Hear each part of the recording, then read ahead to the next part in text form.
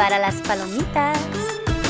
Está a punto de empezar En Sincronía, el podcast hispanoamericano de traducción audiovisual, con Damián Santilli, Blanca Arias Badía y Guillermo Parra.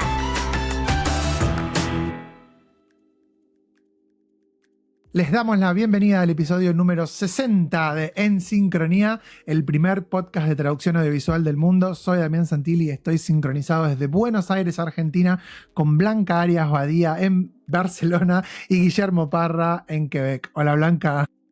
Hola, ¿cómo estamos? Muy bien, muy bien. Hola, Guille. Muy buenas. Por un momento ahí, con tanto movimiento por mi parte, casi te liamos con Blanca, ¿no? Sí, yo creo que no sabía muy bien dónde estaba yo, que soy la que siempre está en Barcelona, ¿no? No me muevo mucho. ¿A dónde se fue Blanca? ¿Qué hace? No, con mi hijo difícil que me vaya muy lejos, ya os lo digo. No sé, pero bueno, ahora que sos una profesional académica galardonada, no sabemos a dónde te puede llevar todo eso, Blanca. Así que no lo sé. felicitaciones oficialmente y bueno, no sé si querés contar algo de lo que viviste estas últimas semanas. ¿Del premio? Está lindo, sí, del premio. Bueno, Damián, para la gente que evidentemente tiene una vida y le da igual mi vida, ¿vale? Voy a contar que estamos hablando de que esta semana me han dado un premio que se llama Premio Ciencia Abierta de Cataluña, que es por haber, durante los años en los que llevo trabajando en la universidad, haber hecho una investigación cercana a los usuarios, haber publicado mucho en acceso abierto, haber hecho cosas de difusión como este podcast, por ejemplo. O sea que también muchas gracias a vosotros dos. ¿Nombraste el podcast en alguno de los agradecimientos o no? Sí, bueno, en la rueda de en el primero, prensa sí. En la rueda de prensa. Esta última vez no lo hice porque me dieron solo 2 minutos para decir muchas cosas, no tenía tiempo. Claro. Bueno, en la rueda de prensa, por lo menos en la rueda de prensa. Y todo. Sí, sí. Y eso, nada, pues que me han dado un premio, estoy muy contenta, me lo dio el presidente, el molt honorable president, y muy bien, fue un acto muy bonito y eso, así que nada, estoy contenta. Se te veía emocionada, felicitaciones, vale. Blanca, muy bien. Gracias. Bueno, antes de pasar a contarles de la invitada que tenemos en el episodio de hoy les contamos que es finalmente el último, entre comillas, episodio, pero es el último episodio antes de la pausa que nos vamos a tomar del podcast en español. Queremos dejarlo en claro para todos los que puedan preguntarse, que seguramente son muchos, pero que quede súper claro que el podcast en español va a tener una pausa, que no se termina. Es más, como ya habíamos dicho en algún episodio anterior, aunque hagamos la versión en inglés del podcast, eso no quita que quizás hagamos algún episodio especial en español en algún momento. Lo que nos apetezca. Según las circunstancias, los invitados, las situaciones. Un episodio de emergencia entre algún tema o lo que sea, siempre puede estar ahí. Y que bueno, y que vamos a comenzar un nuevo proyecto que en próximas semanas ya van a tener algunos episodios disponibles seguramente, y los invitamos también, por supuesto, a que nos sigan ahí. El podcast va a seguir llamándose En Sincronía, nada más que ahora se va a llamar en inglés, así que va a ser In Sync.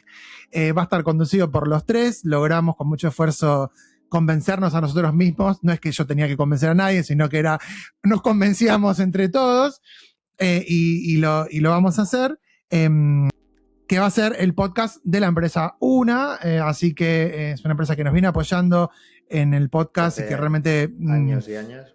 Sí, no hubiera sido posible mucho tiempo sin el apoyo de ellos, así que es una oportunidad también, más que nada para nosotros, para hablar con por ahí un público diferente del que hablábamos acá en el podcast, aunque vamos a seguir invitando a profesionales, a académicos, a investigadores, por supuesto, pero también nos parece interesante poder migrar un poco a hablar de la industria en mayor detalle con los actores y actrices de la industria.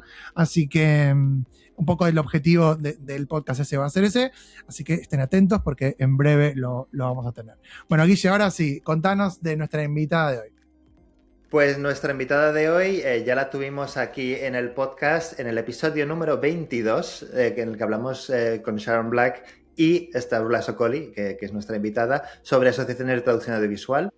Y nos quedó la sensación de que se habían quedado muchas cosas en el tintero. Claro, obviamente hablamos más del aspecto asociativo y no pudimos profundizar en su perfil. que nos parecía muy interesante para cerrar el podcast porque tiene un poco de todo, ¿no? Tiene el perfil profesional de 20 años dedicándose a la subtitulación. También tiene la parte académica de que, bueno, de hecho yo la conocía porque hizo la tesis con nuestro querido Patricia Albiascoa, que se la codirigió en la Autónoma de Barcelona. Y luego, bueno, pues eso, tiene este perfil y es una persona con muchas inquietudes, que siempre pues encuentra un tema de actualidad que le llama la atención y profundiza. Aprovecha pues este conocimiento que tiene de investigación de la tesis y la práctica profesional y combina estos factores. Entonces, era una forma de darnos un punto de vista de actual y de alguien con experiencia en los diferentes ámbitos. Y bueno, también quería mencionar que forma parte del AI Localization Think Tank, así que le haremos alguna preguntilla sobre este tema para que nos explique qué es lo que han sacado últimamente. Y bueno, yo creo que con esto podemos pasar a entrevistarlo. En Sincronía Podcast está auspiciado por Una, la mejor herramienta de traducción audiovisual del mercado, 100% en línea. En su suite encontraremos programas para crear, traducir, revisar, transcribir, convertir, codificar, pegar y comparar subtítulos. Además, cuenta con una aplicación para audiodescripción y un sistema de gestión de proyectos a la medida de cada empresa del medio. Su interfaz web es muy intuitiva y fácil de usar y nos permite trabajar como profesionales de la manera más sencilla. Además, podemos optar por distintos métodos de licencias, desde una semana hasta un año. También encontrarán en su web el programa educativo de Una para enseñar la herramienta en sus clases de la universidad, y de Pool, una base de datos creada para que se encuentren las empresas y los traductores audiovisuales. Pueden ingresar en una.net para probar el software gratis durante 4 semanas, mejorar su productividad y empezar a trabajar como profesionales hoy mismo.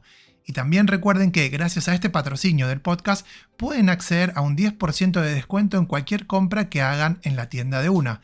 Solo tienen que ingresar el código ENSINCRO10 en el carrito antes de pagar y listo. Pues saludos a todos y a todas, ya estamos aquí con esta Rula Sokoli. Muy buenas, Rula, ¿qué tal? Hola a todos, gracias por la invitación. Muchísimas gracias a ti por volver al podcast. De hecho, estaba mirando antes cuando viniste con Sharon hace ya 4 años. 4 añazos. Sí, es que cuando lo he pensado digo... Lo tenéis 5 años, ¿no? Fíjate, pues desde la pandemia. Desde el 2020 llevamos. Más o menos... 6. Sí. Entonces, pues eso, sí, que ya viniste aquí, pero estuvimos hablando sobre todo de ISIS y de asociaciones y demás, entonces no te pudimos acabar de exprimir y te traemos para este programa para ver un poco, la idea es charlar un poco de lo que nos apetezca, pero sobre todo intentar abrir una ventanita a tu mundo como experta y alguien que lleva dedicándose a esto pues 25 años, 30 años fuera de la traducción audiovisual, para que nos cuentes temas del día a día que a lo mejor también tenemos todos en la cabeza, pero otras cosas que te preocupen a ti o que te interesen y demás. Y yo empezaría, para quien no haya escuchado nuestro episodio 22 con Sharon, por presentarte muy brevemente tú. ¿A qué te dedicas? ¿Cómo describirías tu ocupación y por qué? Bueno, tengo un par de cosas que estoy haciendo actualmente. Pues soy subtituladora, como siempre, eso no cambia. Espero que no cambie nunca, porque no lo pienso dejar. Es demasiado satisfactorio, demasiado bueno para la mente, para el ánimo y no lo quiero dejar. También enseño, que es algo que también me encanta. Enseño en el programa de grado de Lengua y Civilización Hispánica en la Universidad Abierta de Grecia. Uh-huh. También estoy en investigación. El año pasado volví a la investigación. Es una pasión tremenda que todos compartimos, ¿no? Junto con lo demás. He empezado una investigación postdoctoral sobre la inteligencia artificial en la educación y la creación audiovisual. Es una colaboración con la Escuela de Artes Aplicadas y Desarrollo Sostenible de la Universidad Abierta de Grecia, donde tienen también un programa de cine y es para preparar a gente de estudios de cine y eso. Estoy encantadísima con las cosas que estoy haciendo. Un montón de cosas. Me hace gracia esto que comentas de que vuelves ahora un poco al ámbito académico, a la investigación también, ¿no? Porque es un viaje que experimentamos todos los que hemos hecho un doctorado, que tienes que decir, vale, ¿qué hago, no? Ahora sigo traduciendo a tope, que es un poco lo que hago yo, sigo con la academia a tope, que es lo que hace Blanca, y veo que, bueno, consigues mantener ese vínculo más que yo, que está muy bien. También te quería aprovechar para mencionar, que esto es algo también, bueno, que salió en la conversación que tuvimos hace 4 años, pero por si acaso lo recuerdo, que Rula en realidad, bueno, es griega y nos está haciendo el favor de hacer esta entrevista en español, porque tiene un español espectacular. Que podríamos hacerla en inglés, pero bueno, todos nos sentimos más cómodos en español. O en griego también. En griego mejor. Sí. Podría hacerla ella sola en griego, claro. Claro, ella lleva adelante toda la... Y quizá te diría que antes de ponernos con lo más actual, que obviamente nos interesa a todos, por empezar un poco más por el principio, háblanos porque he visto además que tienes una carrera en psicología. ¿Es posible? Sí. Vale, explícanos a qué se debe ese cambio, qué te ha aportado la psicología, o sea, cómo percibes la traducción. Es posible. Claro, es posible porque lo he leído, pero no lo he verificado, entonces que me lo confirmes. Sí, es posible. Mira, de pequeña yo quería ser psicóloga. Y debe ser algo argentino en mi sangre, o sea, seguro. Que me interesaba mucho y por varias razones hice la carrera de filología inglesa en la universidad pública y paralelamente hice una carrera en una universidad privada en psicología. La verdad es que durante estos 30 años desde que acabé, no pensé mucho en lo que me ha aportado, en el sentido de que todo lo que estudies para la traducción es súper importante. La traducción toca todo, es relevante a todos los aspectos de nuestra vida, entonces cualquier conocimiento tengas te hace mejor traductor.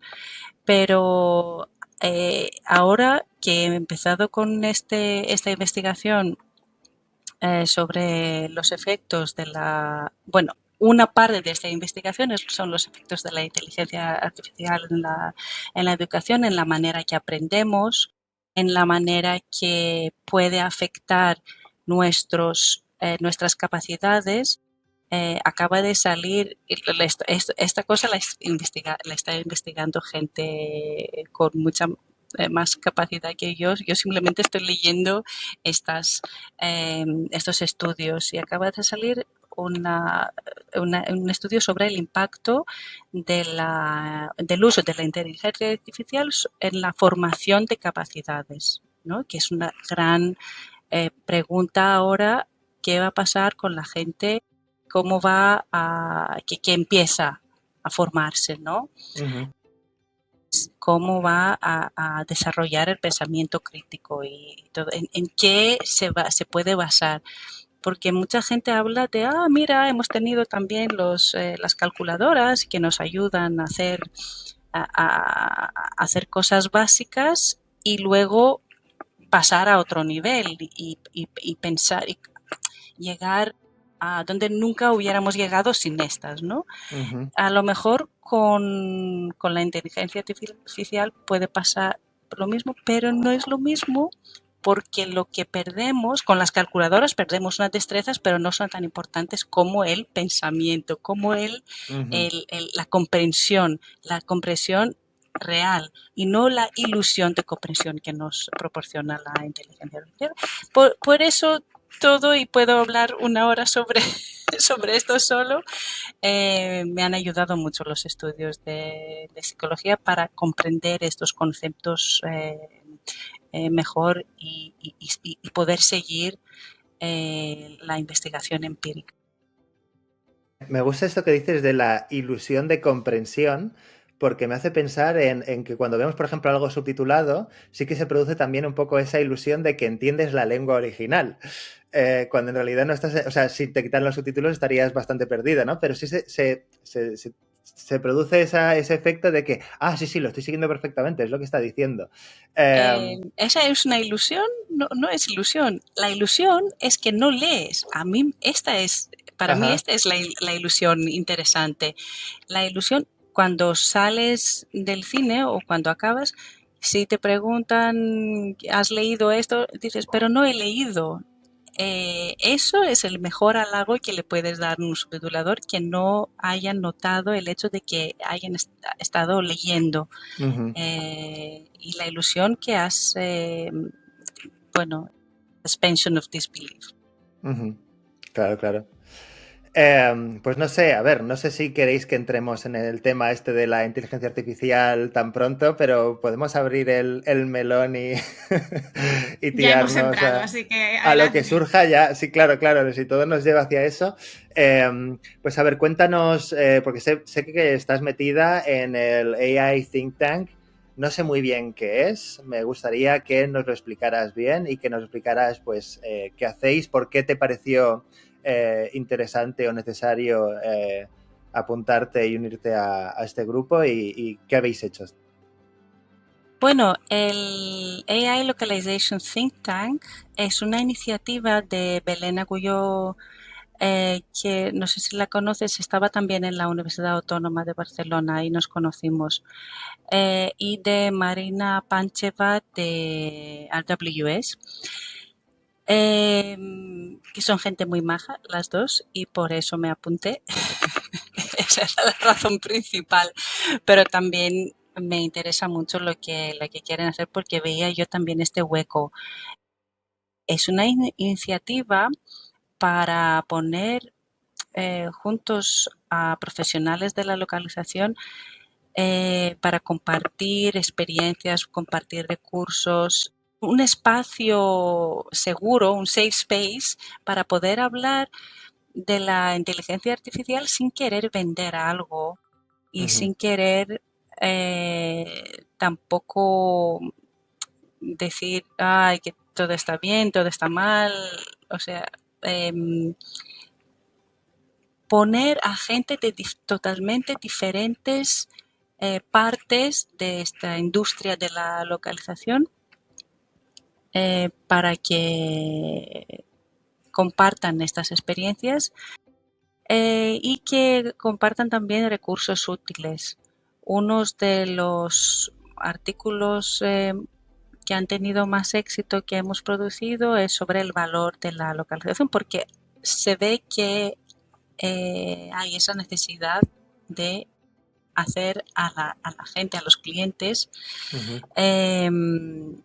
entender por qué usar nuestros servicios y no simplemente porque se necesitan los humanos. Y otro es el AI Localization Think Tank Looking Back, 2025. Recopila respuestas de miembros sobre, por ejemplo, qué desarrollo ha tenido más impacto, qué tendencias vemos, qué tendencias han dejado huella en el sector. Pues eso de intentar recopilar todas esas opiniones de forma más objetiva posible. Me gusta, obviamente sabemos que es un tema polémico, polarizante, todos tenemos nuestra opinión personal sobre este tema, o sea, no es tanto entrar en opiniones, pero me gusta la idea de que como mínimo se pueda hablar y matizar y decir, vale, esto tiene estas consecuencias, por ejemplo, ¿no?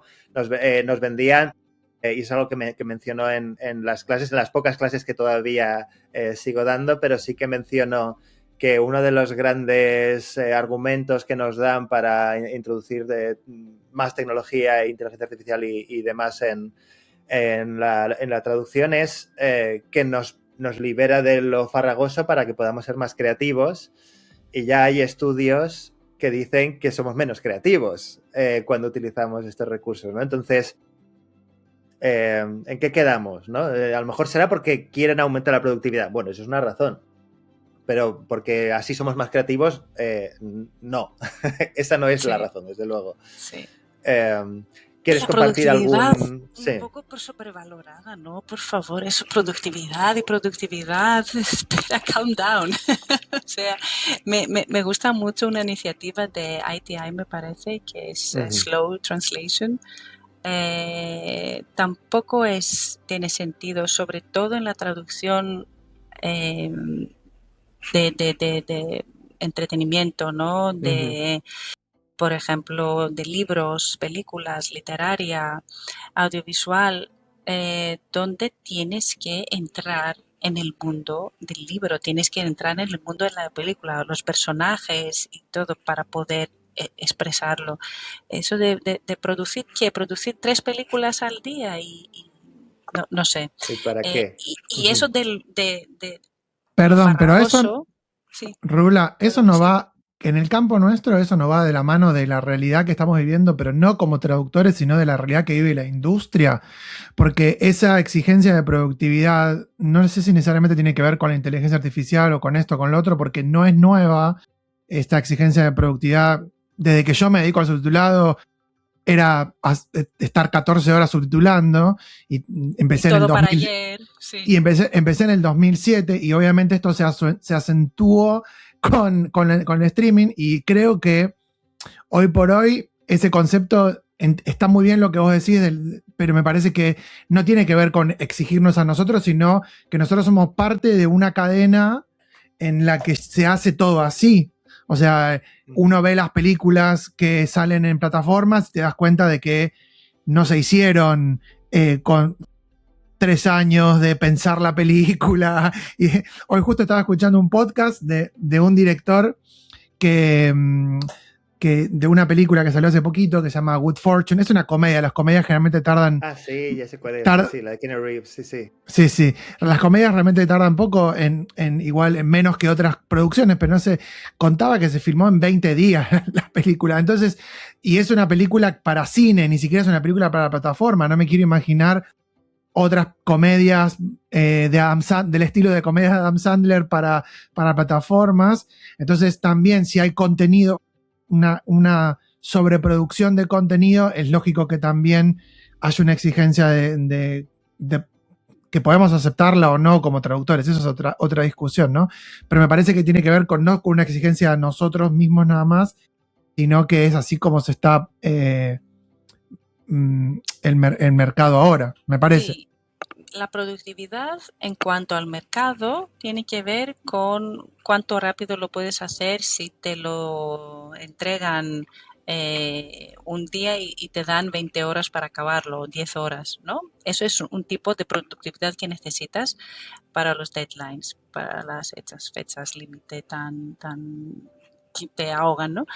Pero hay otro tipo de productividad que no sé si nos sirve, que es trabajar más rápido para hacer más, para poder ganar lo suficiente que ganabas antes traduciendo más lento, ¿no? Uh-huh. Y eso es lo que me hace sentir un poco. Si lo haces más rápido porque tienes todas las herramientas que te hacen la vida más fácil y de verdad estás metido en pensar cómo hacerlo, las soluciones creativas, gastar más tiempo en pensar cómo traducir este chiste, etcétera, pues bien. Pero decir que con la inteligencia artificial o con la traducción automática te va a traducir todos los thank yous y los holas Muchas y gracias los por hellos, nada, sí. no, no aumenta la productividad y ya sabéis, y seguro que lo habéis hablado en todos los podcasts, que cada hola se puede traducir de mil diferentes Sí, sí, maneras, sí, cada sí. hello. Pero sí, Y que se puede, sé y que muy se bien puede cuál cometer es. errores con cosas muy sencillas, ¿no? Justo ayer estaba haciendo una traducción que en español era de español al inglés y la chica en español decía cómo, pero la traducción no era how, sino que era what, que era de cómo, o sea, ¿cómo que me está diciendo? Pero decía solo cómo. Entonces, ese tipo de cosas que parecen muy sencillas, que supuestamente son las que te resuelven la inteligencia artificial, ni siquiera te servirían en esos casos. Y ese tipo de cosas muy probablemente se te pueden pasar. O sea, si la máquina ve un cómo y lo traduce como how y vos no prestás atención a los thank you, a los how, a los what, eso es un error objetivo, grave de traducción y se te puede pasar tranquilamente, más allá de la parte creativa y todo eso, ¿no? Sí, sí. Añado, perdona, Sí. sí, un segundo antes de que cambiemos de tema. Añado uno que me estoy encontrando últimamente, que es el I do o I do, ¿no? Es el yes, I do, que es como para recuperar el verbo que has utilizado antes. Y en español lo natural sería decir, ¿puedes hacer esto? Sí, sí puedo, o sí, lo hago, pero estoy encontrando mucho un así es. Así es. Y claro, el así es te funciona como comodín porque da igual lo que hayas dicho antes, pero claro, unos amigos de 20 años no se responden así es, ¿sabes? Está totalmente fuera de registro. Entonces, bueno, hay que plantearse estas cosas, aunque la solución podría funcionar, pero el contexto no se tiene en cuenta. Todo esto ya lo sabemos. Es una Sé que no reflexión tenemos más. mucho tiempo, pero no puedo contenerme. Tengo que explicar también es muy típico el ejemplo de hello. Cuando alguien entra en un piso vacío, ¿no? Y dice hello, y quiere decir hay alguien aquí, ¿no? Y en griego nunca dirías hola ni buenas tardes, ni buenas noches, ni nada. Dirías hay alguien aquí, o hay alguien, o me escuchan, o algo así. No puedes decir hello, o literalmente. No puedes Al decir teléfono yasu. ¿sigues ahí? ¿Sigues ahí? Para comprobar Sí, que sí. sigue la persona, que no te ha colgado, no la has Exacto. perdido. Cosas de estas, sí. Uh-huh. Y sobre el tema de la productividad sí que estoy muy de acuerdo. O sea, yo llevo ya bastantes años traduciendo, pero claro, evidentemente no tanto como vosotros, pero sí que noto que hay un tope de productividad. O sea, ¿Nos ya llega llamaste un punto... viejos de casualidad? No. No, en absoluto, en No, es absoluto. una reflexión así, está He bien. dicho, No. era por no dar una fecha porque ahora tampoco me venía a la cabeza, pero bueno, no tanto Somos tiempo. genios, es que yo empecé a subtitular a los 5 años, ¿no sabías? Claro. Sí, sí, sí. Es que Antes me de dan las terminar. cuentas, 5 más 25, 30 es Exacto. más o menos la edad. Sí, sí. No, pero lo que quería decir es que yo sí que he notado que he llegado a cierto tope en el que pasan los años y no traduzco más rápido, porque es que traducir más rápido me supondría no hacerlo bien. Y claro, sí que he notado que si la tarifa se ajusta y se va bajando porque a las empresas les conviene y porque se supone que hay una tecnología y todo que te hace ir más rápido, pero la realidad es que hay un tope mental que puedes alcanzar y a partir de ahí ya es que no das más. Yo veo ahí un problema, pero este problema se da en todo, quiero decir, es como en los deportes, ¿no? Si va a Juegos Olímpicos, pues hay récords que se pueden batir, récords que llega a un punto en que son imbatibles porque la propia física del cuerpo humano no te permite hacer más. Pues yo creo que aquí, pues, si lo vas a hacer bien, claro, si vas a hacer cualquier cosa y decir que has hecho 10.000 palabras en una hora, pues no sé muy bien cuál es la diferencia con que Sí, yo también veo que lo la estoy haciendo máquina... mejor. No puedo hacerlo más rápido, pero tengo la sensación que lo estoy haciendo mejor. O sea, me quedo más contenta con el resultado. Uh-huh. Es un factor importante. Y luego que, bueno, también pensamos, sí que es verdad que hay lenguas donde faltaba la formación y la tradición y suficiente gente para cubrir toda la demanda que hay ahora de todos los servicios que hay de localización, no voy a poner ejemplos porque no lo sé, pero bueno, para nosotros serían exóticas. Nuestras lenguas de trabajo no son, o sea, no se tienen en cuenta en esa situación. Hay gente de sobras para todas las producciones que puedan salir y más. En griego no creo. Sí. Sí, también. Sobre ofertas de subtituladores. Sí. Bien. Entonces, claro. ¿Subtituladores buenos también, o cómo es los buenos no son tantos. Bueno. Hay mucha gente que se dedica a la subtitulación desde hace muchos años. Yo quiero hacer una pregunta, perdón, Guille, pero es una pregunta que me interesa en este contexto que Rula, a ver qué opinión tiene. Esto no pasa, entiendo que no ha pasado históricamente en Europa, pero sí ha pasado mucho en América Latina, que hay muchas veces, de hecho siempre cuento yo que es el motivo por el cual yo empecé a dar capacitaciones de subtitulado, porque me gustaba la idea de profesionalizar la subtitulación, porque en América Latina yo notaba que una gran mayoría era gente que sabía algo de inglés, ni siquiera que tenía una formación en traducción, mucho menos una formación especializada, ¿no? Y entonces, una cuestión que a veces me pregunto cuando por ahí todavía agarro alguna película que evidentemente se subtituló hace 15 años, el otro día volví a ver la saga de Back to the Future y me pone muy nervioso, que es una saga que es una de mis sagas favoritas. Mi segunda trilogía favorita después del Señor de los Anillos, esto no le importa a nadie igual, pero no importa. Pero es una película en donde dicen por lo menos 10 veces a lo largo de las 3 películas Back to the Future, ¿no? Entonces dice, ¿Are we going back to the future? Y me pone muy nervioso que no pongan el título de la película en la traducción de los subtítulos ahí, ¿no? Entonces eso... ¿qué piensa hacer? ¿Va a regresar al futuro? No, es tan fácil como poner, ¿qué haremos? ¿Ir de regreso al futuro? ¿Qué sé yo? ¿No? Esa es la versión de ustedes. ¿O qué va a hacer? ¿Volver al futuro? Es mucho más fácil todavía en la versión latinoamericana.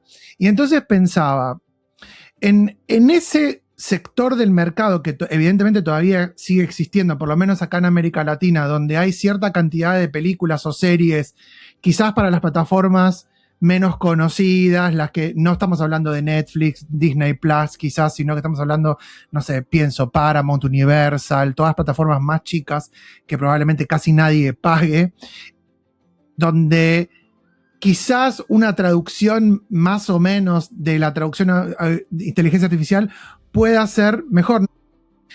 Escucho bastante este concepto de que no sé si estoy de acuerdo o no, pero que la inteligencia artificial ya traduce mejor que la mayoría de los traductores malos o mediocres o lo que sea, ¿no? Más allá de todas estas minucias que hablamos del hola y qué sé yo, que son errores que yo veo igual en alguien que no tiene una formación. Pero en ese mercado, en ese contexto, podemos decir que es cierto esta idea de que para el que, por ejemplo, subtitula pero no tiene formación, que está ahí porque, no sé, hacen los subtítulos, por ejemplo, en algún país de América Latina donde no hay carrera de traducción, que eso es algo que todavía existe. En ese contexto, ese tipo de traducción humana pero mala, ¿no? Porque a veces también cometemos el error de creer que el solo hecho de que es traducción humana es mejor que la inteligencia artificial. ¿Cómo lo ves? Es un poco... No comparo con nada de Europa porque no sé si esto puede pasar o no en España también, pero yo acá lo veo desde siempre, desde que me dedico a esto, ¿no? Incluso en HBO, o sea, no solamente en plataformas poco conocidas. O sea, estamos en un contexto o en un momento en donde para ese traductor, pero que no tiene formación y demás, la inteligencia artificial ya lo ha superado a eso. Obviamente que nunca es lo ideal, que siempre queremos que trabajen profesionales, por supuesto, ¿no?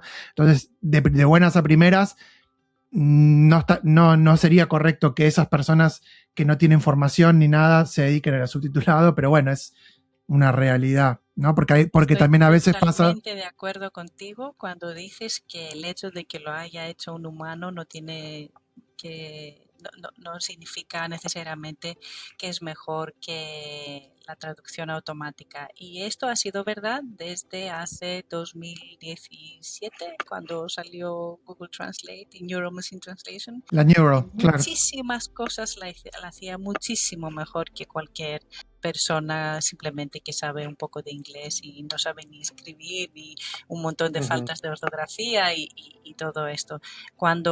Y es verdad que cuando hablamos de la traducción humana estamos hablando siempre, estamos sobreentendiendo la traducción profesional, con buenas condiciones, con Nos falta un término, pagos. perdón, nos falta un término ahí. Esto lo debatía con Rafa López cuando vino a Argentina el año pasado. Nos falta un término para hablar de traducción humana y algo más, porque si no se... Profesional. Profesional, ok. Bueno. Y ya está. Profesional en un entorno. En un entorno. No sé si traducción humana profesional igual está, pero bueno, porque bueno, no voy a meterme en un contexto. Pero bueno. Insisto en el entorno y en las condiciones, porque no es suficiente que la persona sea un profesional, también el entorno tiene que ser, o sea, las fechas, los plazos, the rates, ¿cómo se llaman? Los pagos, las tarifas, todo esto tiene que ser las condiciones idóneas y no se sobreentiende, pero cuando hablamos de la traducción humana tenemos que entender todo este entorno, esta condición.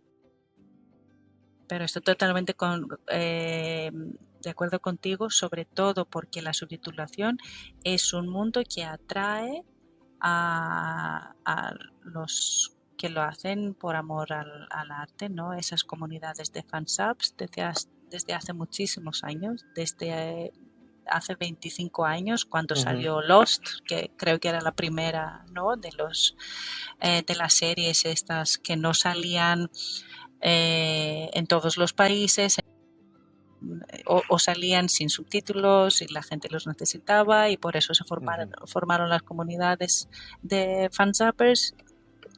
Y entonces para la gente... Con el anime antes, yo creo. Bueno, sí. Posible.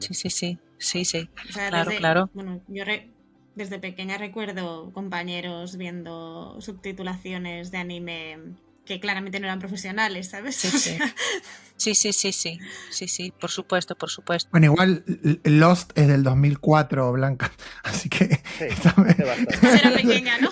Sí. ¿Quieres decir que parece que fue ayer, pero no. Fue más mainstream. Por el tipo de contenido. El anime es más niche, ¿no? Menos sí. personas. Pero lo que quería decir es que esta gente que lo hace, que lo haría de todas formas, sin recibir ninguna compensación económica, entonces si encima le das un duro, ¿sabes? Y eso... Yo creo que acá pasó mucho eso, Rula, de que mucha de esa gente dijo, y me pueden pagar también por esto, entonces, y las empresas tomaban a esa gente. ¿Qué especialización tenés? Bueno, vengo traduciendo para Argentim, que era una de las comunidades de fansubbers más conocidas de acá. Es difícil competir con esto, ¿no? Porque esa gente también, hay muy, muy buenos traductores, o sea, que lo hacen muy bien y pueden comportarse de forma profesional también. O sea que es muy difícil explicar que no se puede vivir con tarifas muy bajas. Y SATO, la asociación en el Reino Unido, tiene este fantástico la calculadora de Max Derryagin, que puedes poner ahí, pones la tarifa, pones el sueldo que se necesita para poder vivir anual y todos los parámetros y te sale si es por encima o por debajo del sueldo mínimo de tu país y puedes ver si puedes sobrevivir con esta tarifa o no. Es muy útil porque con pocos parámetros ya lo tienes.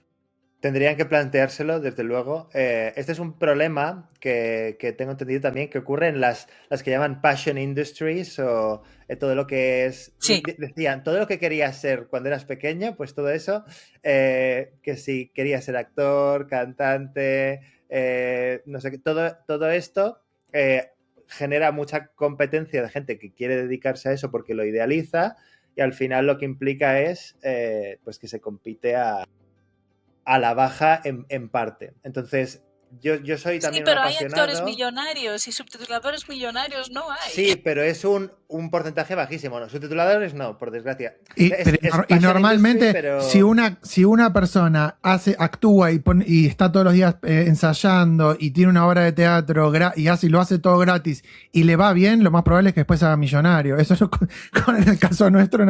Bueno, pero ha habido casos de actores que han salido del mundo indie y demás, o de películas indie que han recaudado mucha plata también. Pero eso es idealista, ¿eh?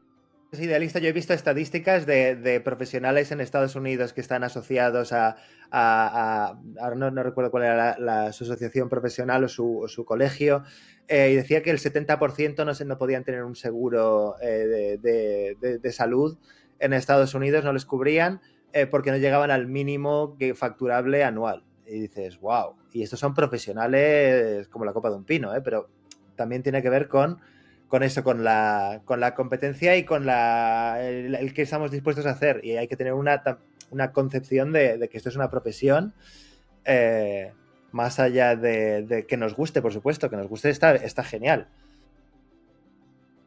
Pero ese aspecto es importante. Y otra cosa que quería comentar también, que escuché hace poco, que me pareció muy interesante en otros ámbitos, es que, claro, la gente que está muy especializada, cuando hablamos de traductores muy buenos, pues es probable que los traductores muy buenos sigan siendo claramente superiores a lo que te puede ofrecer una inteligencia artificial ahora mismo. No tengo ni idea del futuro cómo será.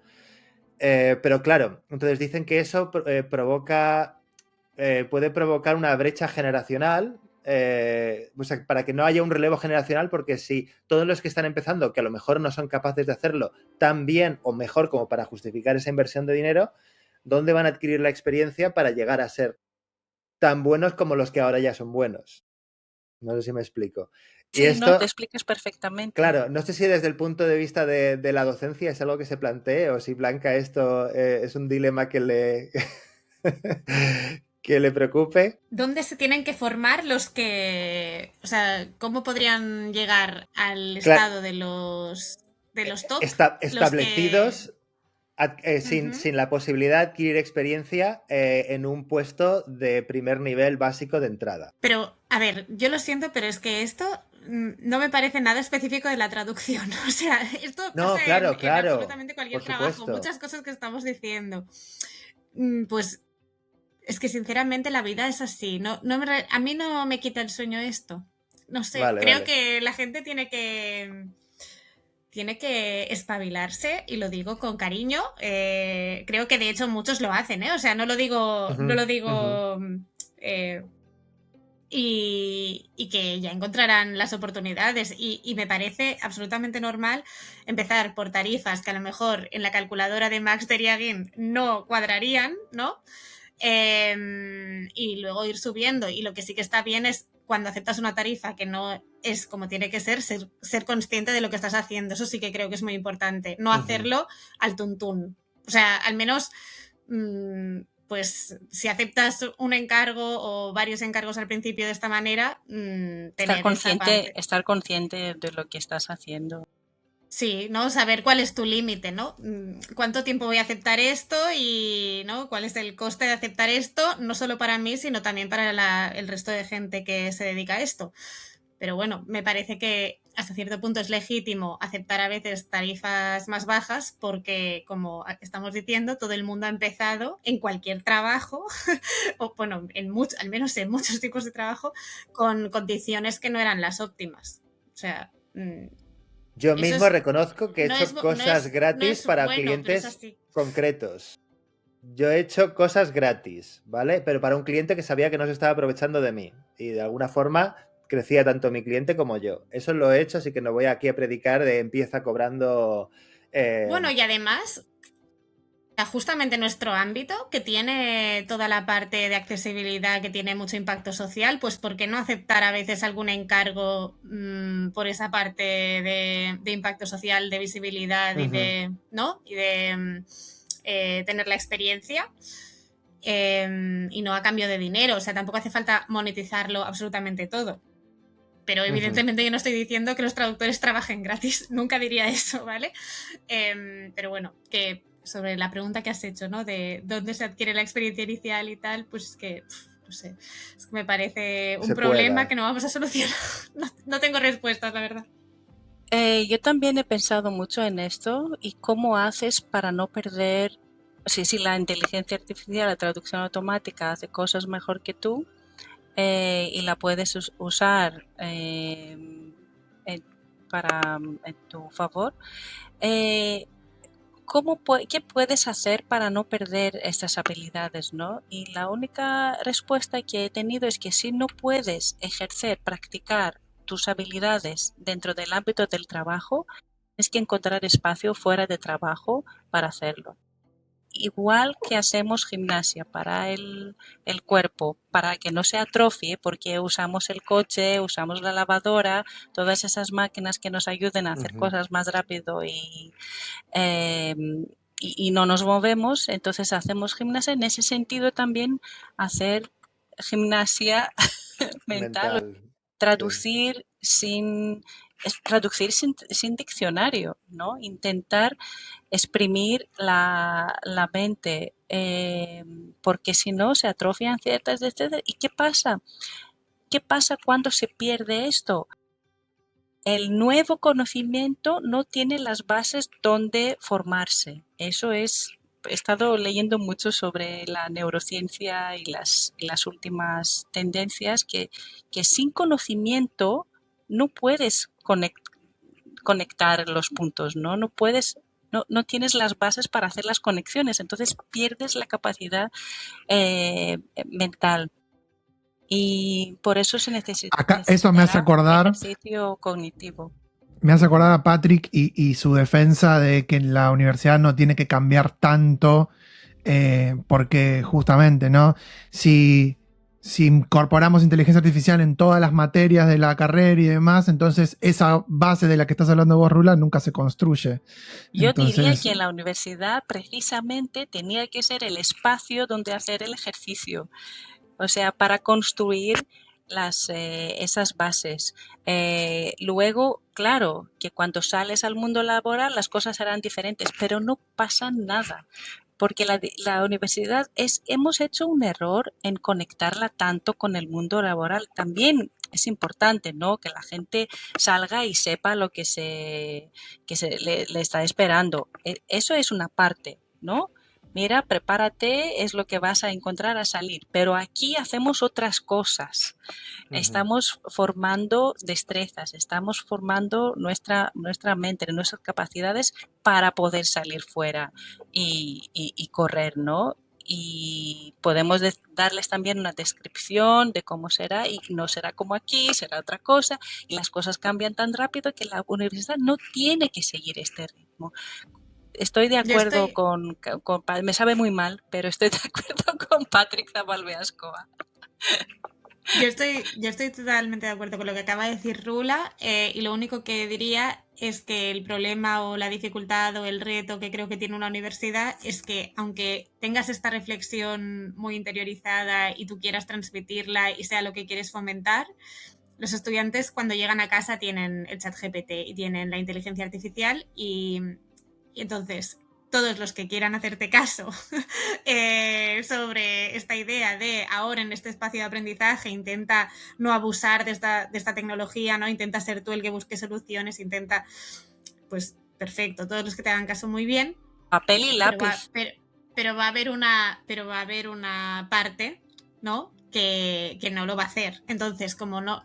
creo que tampoco puede el profesorado vivir de espaldas a esto, porque esto es cierto, o sea, al llegar a casa van a completar los ejercicios con esta tecnología, entonces creo que es bueno intentar encontrar un equilibrio entre esta idea, que yo la comparto totalmente, y la realidad incontestable de que esa herramienta la van a usar. Entonces, Para mí la dificultad es el punto de equilibrio entre las dos cosas, pero bueno, estamos ahí. En la Pompeu Fabra estamos los profesores haciendo varias reuniones sobre esto, porque es nuevo para todo el mundo y de hecho entre el profesorado de traducción hay visiones muy distintas Sí, Me lo sobre imagino. cómo hacerlo, ¿no? una idea bastante vieja que funciona bien es el flipped classroom.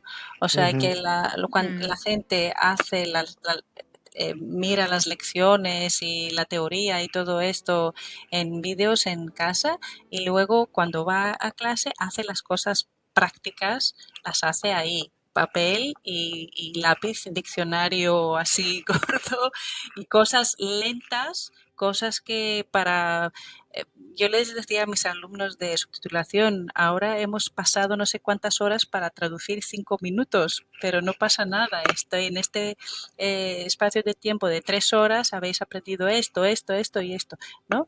Entonces hacerlo como laboratorio en el espacio compartido ahí, porque por mucha no tiene toda la gente esta capacidad de decir, no voy a usar si tienes el chat GPT ahí, no voy a usarlo. Es muy difícil, es muy difícil. La tentación es demasiado grande. Y en Toda esa investigación, disciplina. en traducción, no sé si ya también sea, igual estos estudios que ha dicho Guillermo ya también han demostrado esto, pero en investigación ya se sabe que hace que tengas baja autoestima porque piensas que lo hace mejor que tú. Por ejemplo, para hacer análisis cualitativo de datos. Entonces, yo esto con los estudiantes insisto bastante en decirles que no abusen porque van a... O sea, es malo mentalmente, o sea, incluso para su salud mental y para el Totalmente. volviendo a la psicología. Exactamente, claro, exactamente. Suerte que te tenemos aquí, Rula. Sí. No, baja la autoestima, incluso para personas como nosotros, ¿no? Si empiezas a cuestionar todo, ¿no? Y no puedes hacer las cosas además tan rápidas como las hacías, ¿no? Porque paras en cada momento para averiguar. Sí, estoy pensando bien, no sé, tengo síndrome de impostor o no sé qué, no sé cuántos. La cuestión de la autoestima es súper importante.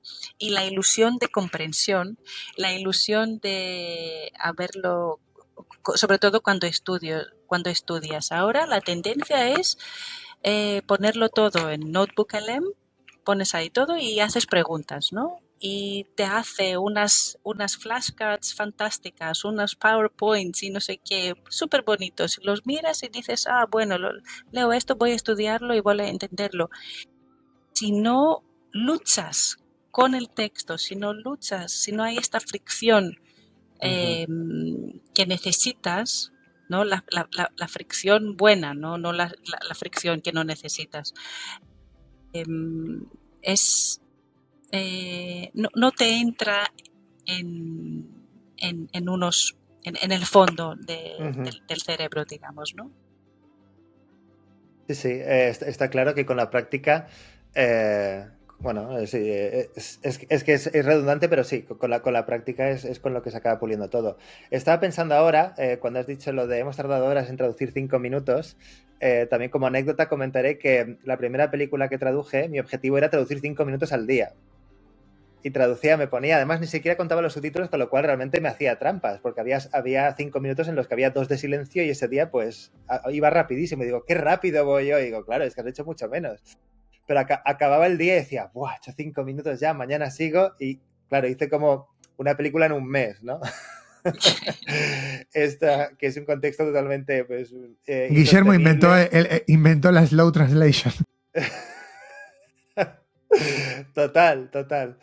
Pero bueno, sí. Y luego también, ahora que mencionábamos lo de trabajar en clase y demás, sí que es verdad que algunos estudios universitarios que se hacen con alumnos demuestran o llegan a la conclusión de que les cuesta menos con traducción automática, posedición o lo que sea, que desde cero, y que aumenta la productividad y demás. Que, ojo, no lo niego, pero claro, dices, pero no dejas de ser alumnos. Es decir, no es alguien que lleva 20 años traduciendo, con lo cual el impacto en la productividad y en la facilidad para hacer las cosas y tal no es el mismo, porque esa persona a lo mejor así ya habría sacado una solución, porque ya la tiene.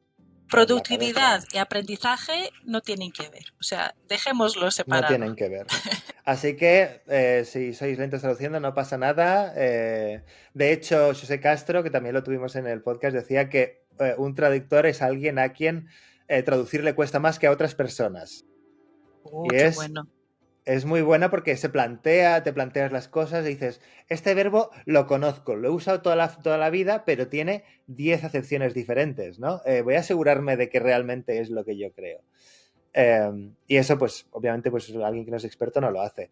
Si me lo permitís, voy a cambiar un poco radicalmente de tema, porque si no, al final tengo la sensación de que esto va a monopolizar un poco la conversación, pero si podemos hacer referencia y volver como queráis, ¿eh? Pero aprovechamos que tenemos a Rula aquí, que estuvo también en el último ISPATAB que hicimos en Madrid, en Collado Villalba, y que estuvo hablándonos. Rula, tú tienes muchas inquietudes, como ya hemos podido ver, y en este caso nos estuviste hablando de los subtítulos del doblaje de Netflix.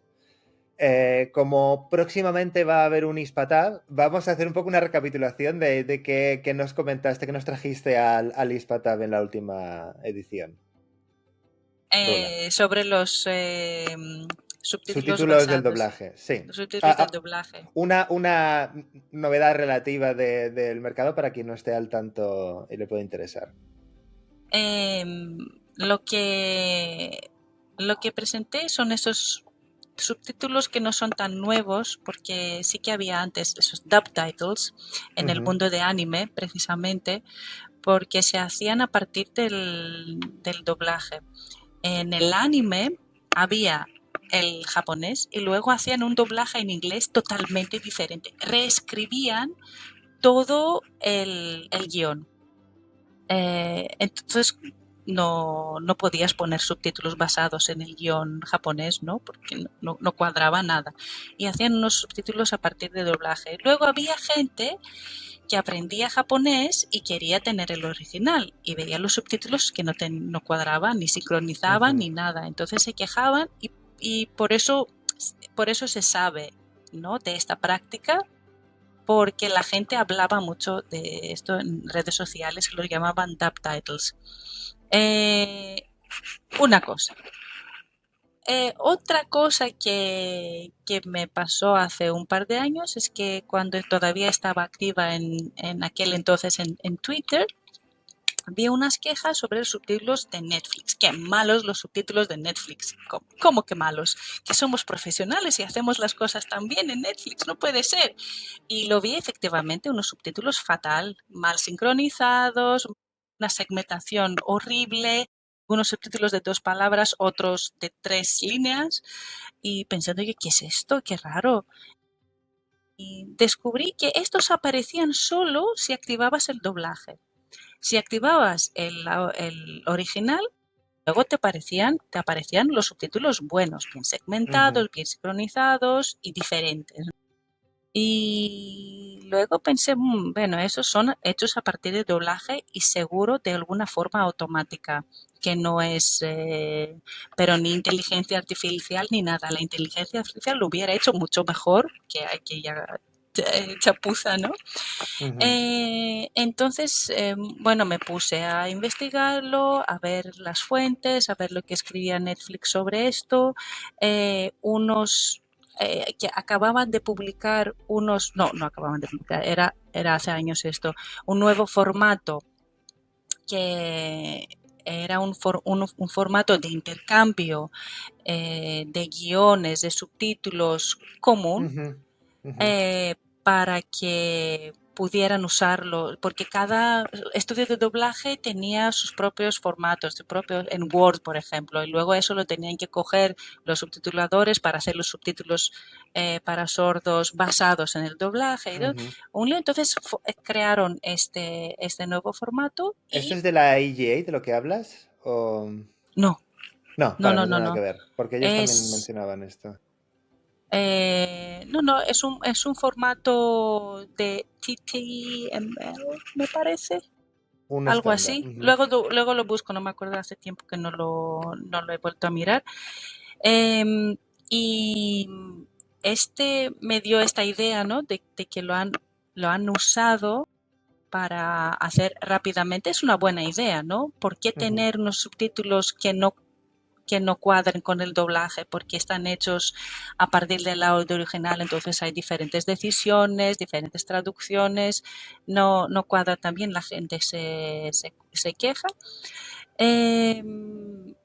Y luego vi que cuando había subtítulos para sordos, con las etiquetas, ¿no? De las descripciones de los sonidos y todo esto, cuando había estos, luego, cuando seleccionaba subtítulos con doblaje, tenías la versión de subtítulos para sordos sin las etiquetas. Y eso lo hicieron para no cargar tanto la lectura. Fue una aventura descubrir todo esto y mirar, investigar. Me pareció muy interesante sin estar dentro, ¿no? Porque yo no estaba dentro de estos procesos, estos workflows. Lo estaba mirando solo de fuera y es súper interesante cómo intentar solucionar un problema sin crear otro y sin sobrecargar la plataforma con diferentes opciones. Porque eso ha sido siempre una cosa difícil para esas plataformas, es dar muchas opciones, muchas funcionalidades, pero sin sobrecargar la interfaz, que es muy difícil. Ellos lo están haciendo bien, me parece. Y, por ejemplo, era la razón por qué no, al principio, no sé si os acordáis, que al principio Netflix no te daba todos los idiomas disponibles. Te daban solo los subtítulos de tu región. En Grecia, por ejemplo, podíamos ver solo griego y turco, me parece, y algo más. No había teníamos que hacer trucos. Habíamos encontrado trucos porque a mí me interesaba ver los subtítulos en español. Claro. Y sí que había unos trucos que podías cambiar la URL y para que se te apareciera la opción de activar los subtítulos en español. Luego vieron que mucha gente quería ver en otros idiomas y lo cambiaron y ahora te dan más posibilidades y más funcionalidades. Todo eso para mí es muy, muy interesante y no sé cómo voy a participar en el siguiente, pero espero con algo igualmente interesante. ¿Alguna curiosidad? Esto forma parte un poco de, yo creo que la filosofía que tenemos todos aquí, ¿no? De aprendizaje continuo y de que una vez tienes una base cada vez mayor, ¿no? Pero una base de conocimiento sobre el tema, pues puedes ir ampliando y puedes ir explorando. Pues Damián y yo estuvimos en el Languages in the Media en el último, pues presentando una reflexión sobre el doblaje y los subtítulos, ¿no? Y hasta qué punto se diferenciaban o no. Y esto fueron, pues mira, curiosidades que surgieron en el propio podcast, charlando con invitados. O sea que a mí me parece súper interesante explorarlo. Estoy totalmente de acuerdo con lo que dices de la parte de ofrecer el mejor servicio posible sin complicar demasiado la interfaz.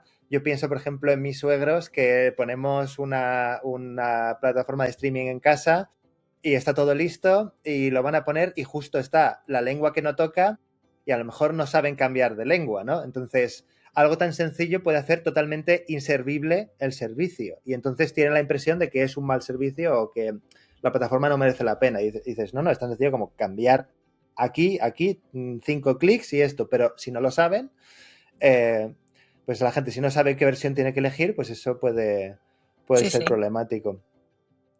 Rula, con respecto a esto yo te quería preguntar, porque más allá del caso de estos subtítulos que se hacen para que pueda coincidir la experiencia de visión de que lo quiere ver doblada la película y demás, también hay muchos casos que hemos charlado varias veces, por ejemplo, recuerdo muy claramente que lo hemos charlado con Kiko, esto de que también hay veces que esto funciona como un reemplazo al subtítulo en realidad también. Es decir, que, por ejemplo, se le encarga a la persona que hace el doblaje que haga los subtítulos basado en su traducción ya de doblaje, ¿no?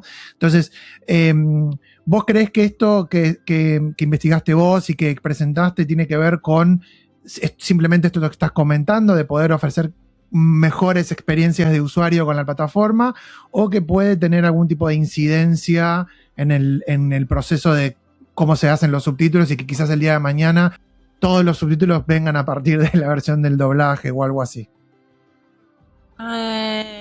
No creo que puedan hacerlo así, porque luego la gente se quejará porque los subtítulos hechos a partir del doblaje no coincidirán con el audio original. O sea, habrá una discrepancia en la experiencia entre lo que escuchas y lo que lees.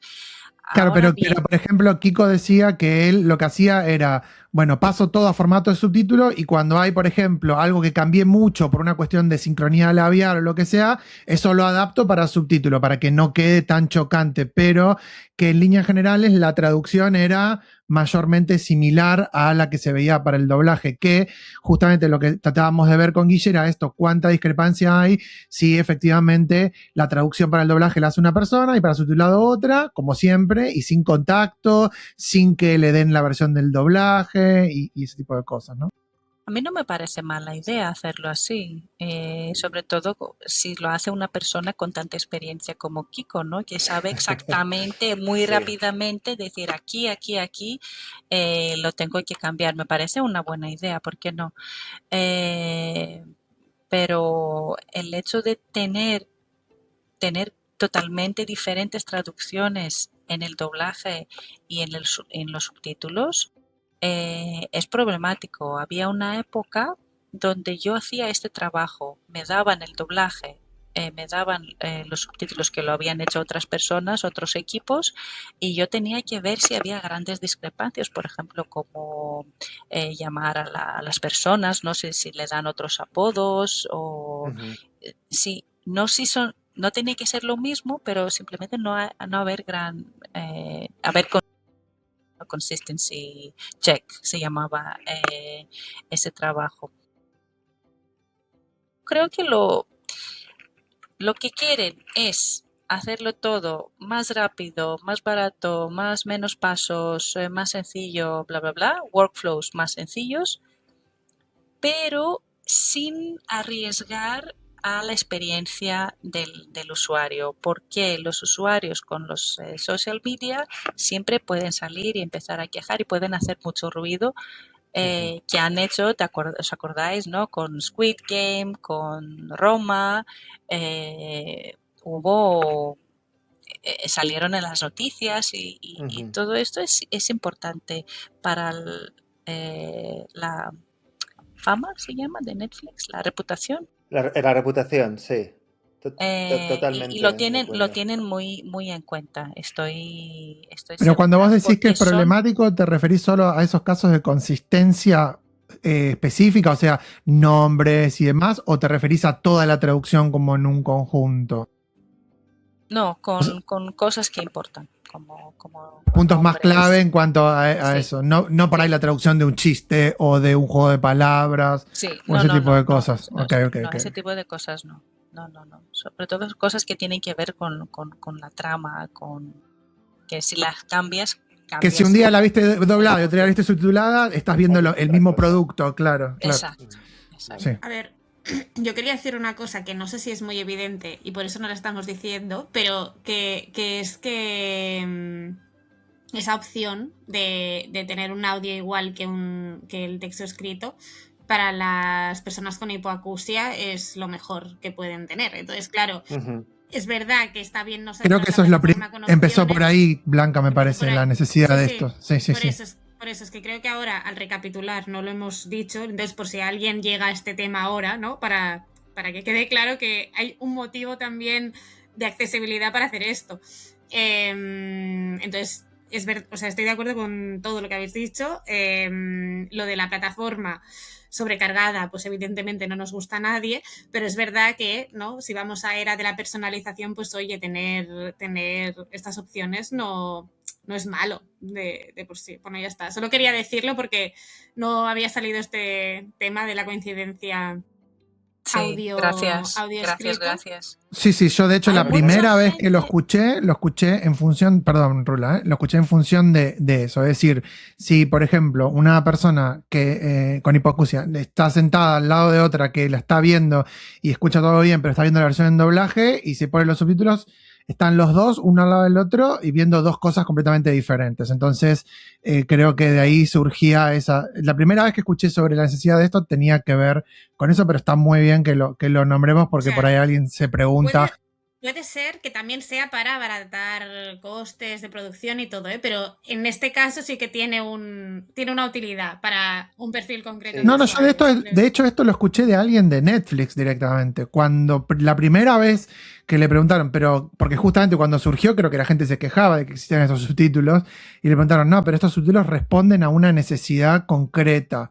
Después, bueno, que si se usan o no para abaratar costos, todo siempre se usa para abaratar costos, o sea que eso Sí. es una discusión que creo que eso es lo evidente siempre en lo que uno tiene que suponer en la conversación siempre. Yo quiero matizar aquí, un segundo, perdona Rola, que antes de que cambiemos de tema, quiero matizar que hablábamos del caso de Netflix, era un añadido que se proporcionaba y que sí que tiraba de automatización, pero porque ofrecía algo extra, que la mayoría no ofrecen y que de hecho en muchos otros casos, y los que estudiamos Damián y yo, era que los subtítulos directamente no existía la versión subtitulada independiente al margen del doblaje, era solo y exclusivamente esa versión. Entonces, obviamente, claro que estamos a favor de más versiones para todos los casos particulares. Y de hecho, quiero añadir que en mi caso, por ejemplo, claro, mi pareja Pascal no es nativa, entonces viendo una película como El niño que se había hecho en Andalucía y que tenía mucho acento, o Carmina y Amén o Carmina Revienta, muy españolas, sin unos subtítulos que acompañaran, no se enteraba de la mitad de la película. Entonces, es importante, o sea, para muchos tipos de perfiles, más allá de, bueno, obviamente hipoacusia y demás. Y hay otro perfil de persona que necesita estos subtítulos verbatim. Son las personas con deficiencia ADHD. Trastorno de déficit de atención y hiperactividad. Con déficit de atención. Gracias. Esas personas prefieren leer y escuchar al mismo tiempo y lo que quieren leer es exactamente lo mismo que escuchan. Y me parece que mi hija tiene un poco de esto porque es griega y griego es su lengua materna, sabe muy bien inglés, pero si mira películas y series en inglés, necesita los subtítulos y los necesita en inglés. No puede verlo con griego porque dice que no es demasiada carga cognitiva para mí procesar unas cosas en un idioma y otras cosas en otro idioma. Pero no creo que sea ningún trastorno. Mira, yo de toda la vida veo las películas en inglés con los subtítulos en inglés siempre, porque además siempre para mí fue una forma de aprender el idioma o qué sé yo. Y ahora que mi hija mayor ya lee perfectamente, cuando me siento a ver una película con ella le tengo que poner los subtítulos en español. Y debo decir que es una experiencia que no disfruto demasiado, sobre todo cuando estamos viendo subtítulos que no están muy bien hechos. A lo mejor te tenemos que diagnosticar a ti, Damián. Bueno, también es verdad. Mira, yo si eso implica estar 2 horas más hablando con Rula y que me diagnostique, yo no tengo ningún problema porque hablar con ella es una maravilla. Sí, a ver, ¿qué grado de autismo tienes? Sí. En inglés seguro que pasa, pero en otras lenguas hay otras lenguas que para nosotros es básicamente como ruido de fondo, que no procesamos de ninguna manera. Sí que percibimos alguna repetición, alguna pausa, eso sí, pero yo creo que este problema es principalmente con el inglés. cuando ya Sí, sabes o con inglés, idiomas que que conocemos conoces, muy sí. bien. Sí, si ves por ejemplo, una serie coreana y no sabes nada de coreano, pues sí, ahí sí que mi hija también necesita eh, los subtítulos. Claro. Sí. Igual Sí. cuando hay cercanía, por ejemplo, yo cuando veo cosas que son en catalán, por ejemplo, sí o sí lo tengo que ver con subtítulos. Y a veces cuando veo cosas de español de España, también sí o sí los tengo que ver con subtítulos en español, porque aunque me Y eso suene, aunque afecta. vaya entendiendo la mayoría, pero igual si no hay subtítulo ahí no puedo. Yo a Damián ahora mismo sin subtítulos, si no estuviera leyendo la transcripción, no lo entendería, ¿no? Bueno, eso afecta mucho a Ya las están demasiado decisiones. intoxicados del argentino, ustedes todos, Rula incluida, así que no necesitan subtítulos. No necesito. A mí también no veo, es muy consciente, afectan mucho a mis decisiones como subtituladora, porque también trabajo en el mundo que se llama pivot subtitling, o sea, trabajando desde idiomas que no conozco a través del inglés, ¿no? Entonces, en una serie japonesa que estaba traduciendo estos días, a través del inglés, veo que siento que soy capaz de tener más libertades de cómo traducir. Si es a partir del inglés, o sea, sé que la audiencia va a comparar constantemente Ujú. porque la mayoría de los griegos sabe algo de inglés, un poco de inglés, algunos muy bien, otros menos, pero sí que hay el conocimiento. Entonces no me siento muy libre de desviar mucho del original. Mientras bueno, si traduzco del español, entonces entiendo perfectamente todo, pero sé que no, no hay mucha gente en la audiencia que sabrá español también como para poder eh, continuamente Ujú. eh, comparar con lo que oye.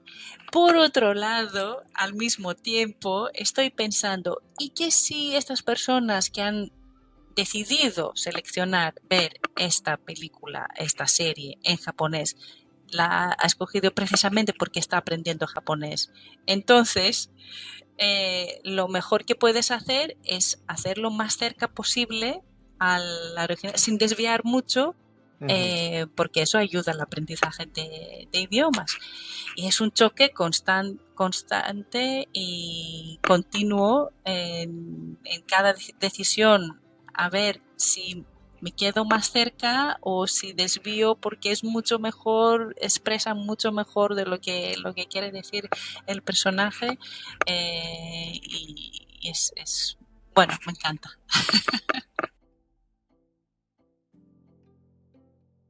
Mis palabras favoritas también. Y estas prioridades y restricciones cambian en cada Me ha subtítulo, en encantado. cada escena. Y por eso creo que todavía tenemos una ventaja sobre la traducción automática, la traducción con inteligencia artificial, porque los que tenemos experiencia somos capaces de poder cambiar y de poder también decidir cómo tratar eh, unas, eh, unas reglas, ¿no?, que tenemos como subtituladoras cuando se contradicen. ¿Qué haces en estos casos? Porque sí que hay eh, eh, reglas que contradicen una a la otra. En estos casos siempre tienes que pensar en el conjunto, en la imagen, en los personajes, en lo que importa en este caso. Y no es una decisión horizontal que puedes tomar para toda la película, toda la serie, todo el episodio. Totalmente de acuerdo. Iba a comentar que nos acercamos al final de la entrevista, así que si crees que nos hemos dejado algo en el tintero, si quieres aprovechar para hacer una cuña publicitaria y promocionar algo que te haga ilusión, cualquier cosa que te inquiete, interese y demás, es el momento para sacarlo, o alguna lucha que tengas sobre, yo qué sé, sobre traducción, sobre teoría, sobre... Sí, la lucha contra los caracteres por segundo. Sí, eso diría que es una lucha que tengo porque no tiene que ver necesariamente con la velocidad de lectura. Lo tenemos como regla, como porque si superas una cantidad de palabras por segundo, la gente no tendrá tiempo para leerlo, pero hay subtituladores que creen que esto es tan importante como para crear subtítulos más cortos, simplemente para cumplir esa exigencia y luego haciéndolos más difícil para leer, porque complican la gramática o porque escogen un sinónimo que es más corto pero más raro, no cabe muy bien, entonces crea una carga cognitiva y dificulta la lectura también, porque tienes que parar y decir eso qué quiere decir y volver a leerlo y todo eso. Mi lucha es que cambie o por lo menos que sea más consciente la gente sobre qué quiere decir velocidad de lectura y que no es necesariamente atada con esta métrica, ¿no? El número de caracteres por segundo, que sí que es útil, que sí va bien porque hasta ahora no teníamos otra forma, pero a lo mejor ahora con la inteligencia artificial sí que hay otras formas. Si no tienes tú como traductor el criterio de decir que eso no se puede... ¿Sabes cuál era el criterio hace 20 años cuando no había no había esas máquinas o 25 o 30 años para contar los caracteres por segundo para ayudarte, esas herramientas? Lo que hacíamos era intentar leer el subtítulo, sin mirar la pantalla, sin mirar en ningún lugar, y mirar solo en el subtítulo, leerlo 2 veces antes de que desaparezca. Es una forma ideal porque, bueno, tú lo sabes, lo has escrito, entonces sabes lo que pone, te es más rápido leer, ¿no? Pero si lo puedes leer 2 veces, seguro que la audiencia también lo podrá leer. Y en los países nórdicos, es mi manía. En los países nórdicos seguro que mantienen eso porque tienen unas velocidades de lectura súper bajas, así que la carga cognitiva estará mucho más reducida. Yo siempre lo digo, que todo el esfuerzo que no se hace para, ya no solo en la velocidad de lectura, sino para facilitar ese procesamiento, básicamente lo estamos delegando en alguien que llega a su casa de trabajar cansado y después de todo el día y quiere ver algo para relajarse y no puede verlo. Está ahí, o sea, porque rompiéndose los sesos para ver una serie de Netflix. Innecesariamente, yo creo que sí. A mí me ha parecido súper interesante esto, pero creo que abre un melón muy grande. O sea que vamos a tener que invitar a Rula otro día, porque si no, no acabamos. Dentro de 4 años más. Yo ya lo dije, estoy para hablar 2 horas más con Rula. Sí. Tenemos 5 minutos, Guille, que le quiero pedir una cosa. 5 minutos, dale, sí, claro. Dale. Rula, también esto, a modo de reflexión final, y ya que el episodio se ha ido bastante hablando de inteligencia artificial, te quiero preguntar algo, pero que me des alguna reflexión, pero no como desde el lugar de Rula, o sea, no de, porque yo ya sé por lo que vos haces todos los días en tu vida profesional, cómo pensás o más o menos está claro, ¿no? Pero una reflexión que pueda ser como una reflexión de la profesión en general con respecto a estas circunstancias que todavía se siguen dando de profesionales, por ejemplo, no voy a dar nombres para no generar problemas, pero que se tienen que bajar de un evento de traducción porque habían puesto la palabra inteligencia artificial en el título de un taller que iban a dar. Entonces, y esto lo tuvieron que hacer supuestamente, porque yo no lo sé de manera directa, pero por lo que he leído, por presión de asociaciones profesionales. Entonces, ¿cómo yo ya sé que vos estás y hablas del tema y cuando hablas, no hablas para decir no sirve para nada, que se muera y bla, bla, bla. Pero por eso te pregunto, no a nivel personal, sino por ahí como una reflexión que se puede hacer como colectivo profesional con respecto a cómo abordar el tema, cómo no abordarlo, cuál es la necesidad que puede haber o no de que haya más formación, que haya más ponencias, más allá de lo que ya sabemos que existe, porque más allá de que algunas personas digan, voy a hacer un evento de traducción y no vamos a nombrar la palabra inteligencia artificial, y después hay otros eventos donde es de lo único que se habla, o sea que no... pero bueno, es esa reflexión final. Incluso si no hablas de esto, sí estás es hablando. Importante porque está formando tu evento, ¿no? Sí. A mí me parece esa resistencia a la inteligencia artificial, me parece súper importante, y me parece importante que haya personas que resistan, ¿no? No sé si es... Cada uno hace con lo que le parezca y lo que le parezca mejor para su conciencia propia. Si tú no estás de acuerdo con esta cosa porque hace mal... Yo, por ejemplo, te lo digo porque lo tengo en la familia. Tengo 2 hijos y uno está siempre con ChatGPT y no sé qué, y el otro no quiere ni hablar, no quiere ni tocarlo. Le estoy mostrando, mira esta cosa que hace, no sé qué, a lo mejor te puede ayudar en los estudios. No me lo muestres porque me da asco, no quiero saber nada de esto. Entonces, ahí está. Yo creo que todas estas posturas son importantes tenerlas, y es importante aceptarlas, ¿no? Y si una persona no quiere ni tocarlo porque tiene razones para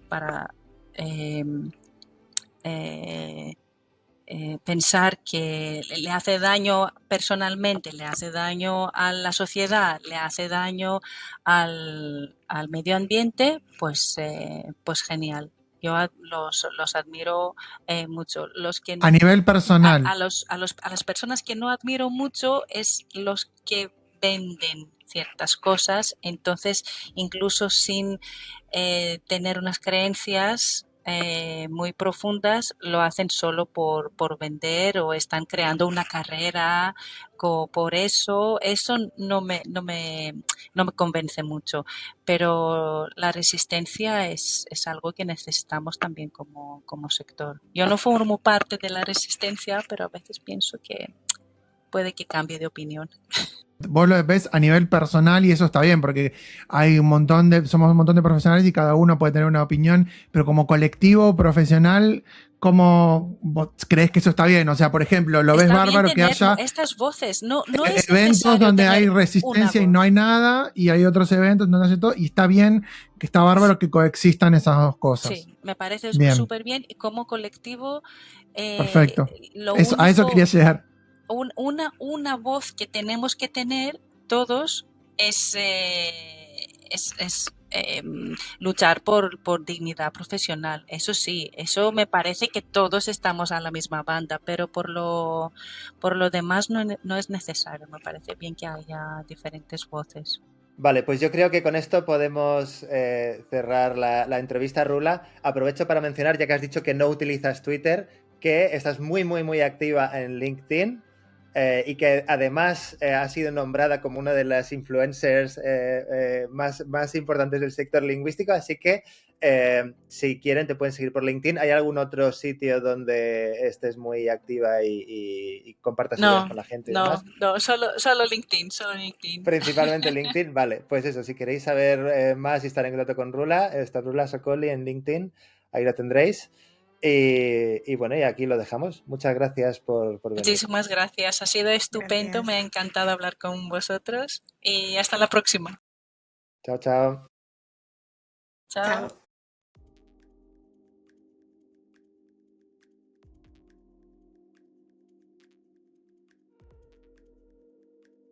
Muy bien, y hasta aquí la entrevista del día de hoy con Rula Sokoli.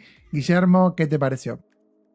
Pues la verdad es que yo estoy muy contento con la entrevista y me ha quedado la sensación de que, aunque ya conocíamos a Rula desde hace años en persona, bueno, no solo virtualmente, pues de que estas entrevistas son la excusa perfecta, ¿no? para juntarnos y para conocer un poco mejor a la persona y hablar de temas que a lo mejor no habían salido, ¿no? Entonces, bueno, yo creo que la hemos aprovechado muy bien la ocasión. Han salido temas muy interesantes. Tengo apuntadas varias lecturas del Localization Think Tank pendientes. Y me ha interesado mucho cuando ha sacado el tema de la velocidad de lectura. A lo mejor podríamos haber profundizado un poco más, pero es que ya nos habríamos tirado todo el día, claro. Pero sí, aprovechando que ella hizo la tesis sobre las normas de subtitulación en griego y en español, y que además lleva subtitulando desde 2001, pues cómo es esta perspectiva diacrónica, ¿no? De la evolución de lo que a lo mejor vemos como inamovible, ¿no? Un dogma, los subtítulos son así, tienen 2 líneas, duran tanto, pero que en realidad, visto con una perspectiva pues más histórica, ves que evoluciona en función de muchos factores, ¿no? Y todo se puede argumentar y todo puede cambiar. Pero bueno, ¿qué os ha parecido a vosotros? Bueno, a mí en lo particular me gustó, aunque por ahí no comparto al 100%, pero me gustó la visión que nos dejó con respecto a por ahí las polémicas que se generan en torno a la inteligencia artificial y cómo tiene que verse eso reflejado o no en el mundo nuestro que nos interesa a nosotros, que es el mundo de los profesionales del llano, que vamos a los eventos, que organizamos cosas, que organizamos cursos, charlas, talleres. Esta visión de que tiene que existir las 2 cosas, o sea, por ejemplo, eventos donde solo se habla de inteligencia artificial, como estamos viendo ahora con mucha frecuencia, y eventos donde hacemos de cuenta que el tema no existe ni se habla de eso, y así que en cierta forma, claro, me parece como que ella lo que sí resaltó es que le parece bien que se escuchen todas las voces, y a veces es cierto que uno, por un lado o por el otro, es como que se queda con solo una visión, ¿no? Entonces por ahí, a mí me pasó escuchándola a ella que yo tengo una visión de cómo considero que hay que encarar ciertos temas, pero al escuchar la visión de otras cosas me parece buenísimo que también eso esté, y a veces uno se olvida y se queda en su mundillo nada más. Pero bueno, a mí lo que sí, obviamente no me parece tampoco ir a boicotear otra cosa, o sea, no, eso no, que igual no es lo que dijo ella, pero que quiero decir que mientras haya paz en la subsistencia, me parece que eso es lo mejor, porque en definitiva le estamos hablando al estudiante, le estamos hablando al que recién empieza o lo que sea, que puede decir, bueno, hoy voy a un evento y el evento tiene esta postura, y después mañana voy a otro evento y tiene esta otra postura, y después en todo caso terminaré decidiendo yo qué es lo que pienso, ¿no? Sí, es que además sí creo que esto está muy, muy bien relacionado con otra cosa que ha salido en la entrevista, ¿no? Que es esta idea de que en traducción de diferentes maneras es importante el pensamiento crítico, igual que en muchas cosas de la vida, ¿no? O sea, por un lado, pues eso, ¿no? Que haya polifonía, ¿vale? Que podamos oír voces distintas que nos hablan del tema de la IA y de otras cuestiones de la traducción. Y luego que en la parte en la que he hablado de la didáctica de la traducción, ¿no? De cómo se enseña la traducción, pues que también a lo mejor no tenemos que cambiarlo ahora todo, ¿no? No tenemos que ponerlo todo patas arriba por la IA. A lo mejor se trata de fomentar el pensamiento crítico también, ¿no? Seguir trabajando el análisis crítico de traducciones en las facultades de traducción, que en algunos programas se está quedando muy arrinconado, la verdad, porque hay muchas asignaturas que están tendiendo a la parte práctica y ya no hay apenas reflexión sobre ¿no? Reflexión y análisis de traducciones.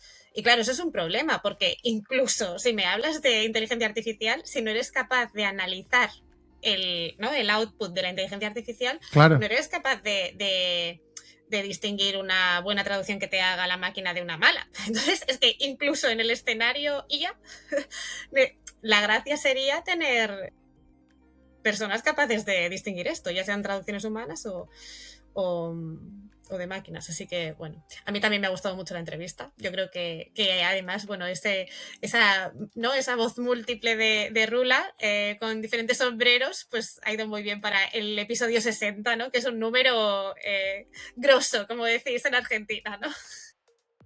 Qué groso que hicimos 60 episodios, ¿eh? Esta es la reflexión. 6 años de podcast, ¿eh?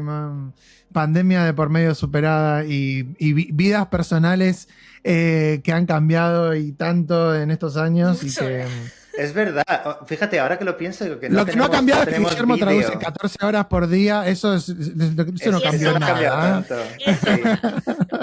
Pero digo que lástima no tener un vídeo de nosotros hace 6 años para comparar también, ¿no? No, mejor. No, no tenemos los audios, si te sirve. Claro, los audios. Pero la voz cambia poco, la voz cambia poco. Hay algún video ahí del episodio de cierre que hicimos con Patrick y con Gaby Escandura de la primera temporada. Así que hay material para comparar, pero no vayan a buscar material de archivo. Tenemos que analizarnos haciendo preguntas en los primeros episodios, ¿no? Eso sí. Por molestarte, pero podrías contestarme una cosita. Perdón. No quiero ser un incordio. Bueno, eso creo que sí, hemos que hecho lo que hemos podido.